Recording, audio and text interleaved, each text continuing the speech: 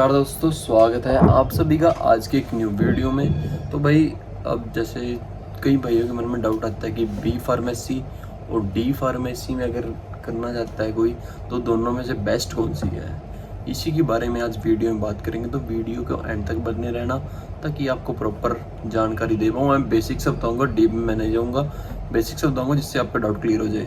तो देखो, D pharmacy होता है डिप्लोमा इन फार्मेसी जो 2 साल की होती है, और बी फार्मेसी होता है पूरी ग्रेजुएशन होती है।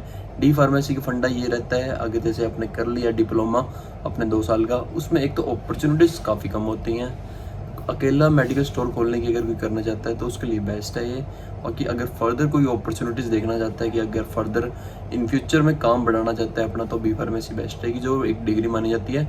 डिप्लोमा 2 साल के में इसमें काफ़ी सब्जेक्ट आते हैं, पैथोलॉजी है, हैप वगैरह होती है, फार्मास्यूटिक्स मतलब बेसिक्स आपको सारा बताया जाता है। इसमें मेडिसिन का भी सारा ही होता है, पर आपको इसके बाद 3 महीने के ट्रेनिंग लेनी पड़ेगी गवर्नमेंट किसी इंस्टीट्यूट में, गवर्नमेंट ईयर की, जहाँ पे गवर्नमेंट ने मान्यता प्राप्त करके होगी ना अपने एरिया में, तो गवर्नमेंट हॉस्पिटल में आपको ट्रेनिंग लेनी पड़ेगी 3 महीने की।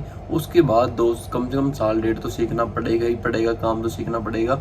मेडिकल स्टोर का भी करना चाहता है या होलसेल का भी करना चाहता है तो उसके लिए भी सीखना पड़ेगा काम का। इसमें ज़्यादा अपॉर्चुनिटीज़ क्या होती हैं कंपनी में, इसमें जॉब कम होती हैं डी फार्मेसी कंपेयर।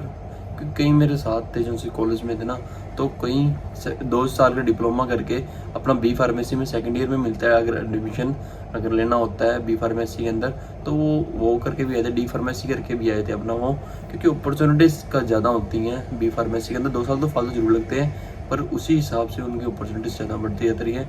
और इन फ्यूचर अगर बाहर का भी देखना चाहो आप बी फार्मेसी करके, तो उसके लिए भी अच्छी अपॉर्चुनिटीज़ होती हैं।